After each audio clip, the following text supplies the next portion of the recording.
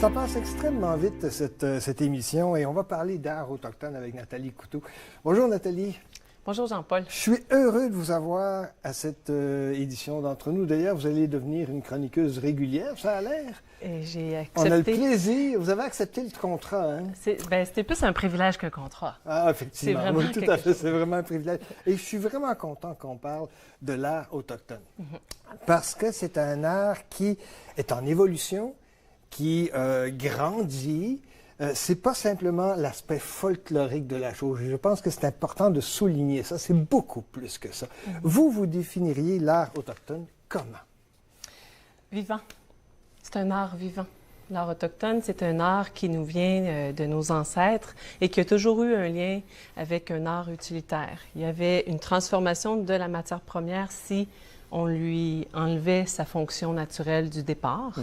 Puis, bon, pour s'habiller, se vêtir, il y a tout un rituel avec chaque chose qui était faite, puis des cérémonies, beaucoup de cérémonies. Puis je pense que, oui, le mot pour moi, l'art autochtone, c'est un art vivant. Donc, un art qui a en même temps une espèce de correspondance, et bon, l'expression n'est pas tout à fait la bonne, bien sûr. Il y a à la fois la dimension pratico-pratique, mais aussi la dimension, bon, philosophique, appelons ça comme ça jusqu'à un certain point, croyance jusqu'à un certain point, religieuse aussi jusqu'à un certain point. C'est même dans les chansons, d'ailleurs, on pense à Cachetine, par exemple, etc., il y a cette dimension-là aussi qui est toujours un tant soit peu présente aussi. Pourquoi est-ce que c'est toujours présent? Mais d'abord, il faut s'entendre sur le thème religion. Pour nous, c'est plus une spiritualité. Puis quand je dis nous, spirituel, oui, tout à fait. Mon réalisateur me glisse le mot spirituel. Merci, c'est tout à fait le terme que je cherchais. Merci. On est d'accord. On est d'accord.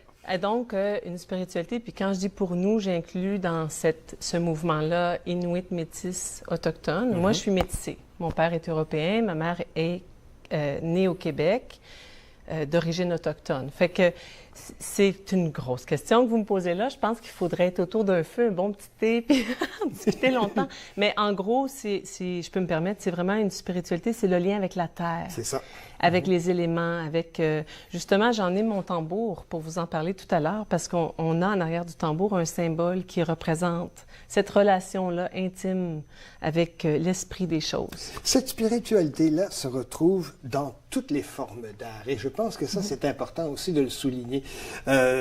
Si on va vous visiter ou si vous venez nous visiter, c'est toujours présent. Bon, on a des peintures, on a des sculptures, il y a des bijoux.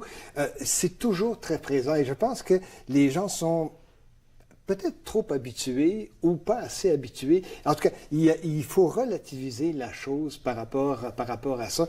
Si on parlait justement des peintures. Oui, bien Jean-Paul, c'est intéressant ce que tu dis parce que si on regarde un petit peu comment que le comportement versus la culture autochtone a évolué, pour employer ton terme. On arrive, par exemple, au musée qui était le musée des civilisations, maintenant le musée de l'histoire. On paye à l'entrée, puis on s'en va voir les collections autochtones. Là, on est en face d'un berceau, de tout ce qui a été recueilli à travers le temps.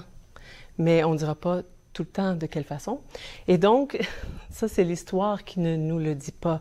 Mais il y a eu des choses qui ont été enlevées aux Premières Nations, à nos ancêtres, des choses de rituel, des choses du sacré. Puis aujourd'hui, bien, l'éducation vient rechercher ces éléments-là, puis les ramener au peuple qui ont contribué à toute cette grandeur-là. Fait que l'histoire a un rôle très important. Puis il y a une renaissance aujourd'hui, je dirais, qui est encore plus présente grâce aux médias sociaux. Et j'imagine un tout petit peu. Mais moi, je vais pousser la démarche un peu plus loin. Oui, il y a un auteur chez nous qui s'appelle Bernard Assiniwi, qui est décédé malheureusement, pardon, mais qui a beaucoup justement contribué à faire connaître l'art autochtone, et je le dis au sens large du terme. J'ai comme l'impression, ça aussi, la littérature aussi a contribué à l'aspect pratique, à faire connaître justement les us et coutumes, etc., dont vous parliez. Oui, puis c'est important, parce que dans un cercle, quand on regarde notre tambour ici, dans un cercle, justement, ce tambour-là, si je peux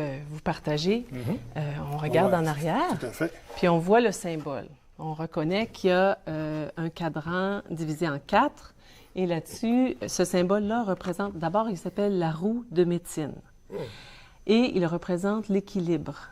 À travers ce symbole, on reconnaît les 4 phases de la vie, à la naissance, l'adolescence, l'âge adulte et les aînés. On reconnaît les 4 saisons, les 4 éléments, les 4 directions, les 4 nations du monde, les peuples rouges, jaunes, blancs et noirs. On reconnaît les 4 états d'être, notre corps physique, émotif, mental et spirituel, notre relation avec l'esprit. Alors ici, si dans notre cercle de vie, on prend le tambour, puis on visualise notre cercle, les gens qui travaillent avec nous, qui est-ce qu'on nourrit, qui sont les liens des gens qui sont autour de nous, eh bien, on met leur force en premier lieu. On est conscient de leur faiblesse, mais on focus toujours sur la force des gens. On arrive à tisser des liens vers le centre du tambour pour ensuite créer un équilibre dans notre cercle. Fait que ça répond beaucoup à tout ce qui est non en équilibre aujourd'hui. Fait que souvent, on va voir, je pourrais me lancer dans une envolée oratoire. C'est intéressant, c'est intéressant que vous mentionnez ça parce que moi, bon, vous le savez, c'est la pleine lune. Ah oui. Okay.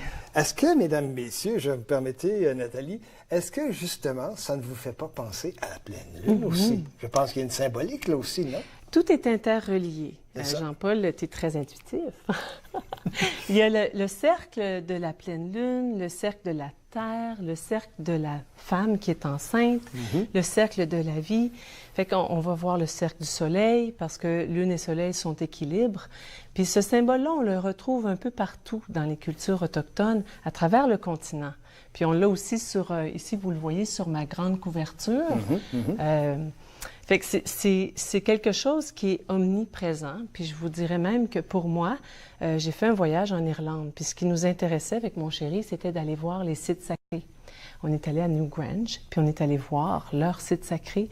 C'était extraordinaire, une antichambre qui nous amène à un cercle avec 4 directions. Puis là, la guide et moi, on a lié d'amitié dans l'esprit. Parce que c'est intéressant, l'Irlande, c'est quand même population blanche, entre guillemets, en tant que telle. C'est pas nécessairement une nation autochtone. Mais c'est un peuple de la terre à l'origine. Voilà, exactement ce que j'allais dire. Voilà, tout à fait, absolument. Et vous savez, l'Irlande, là, si on prend la croix, on ajoute ici, oui. Elle a conservé le cercle, elle a conservé la croix, puis elle a lié à la terre.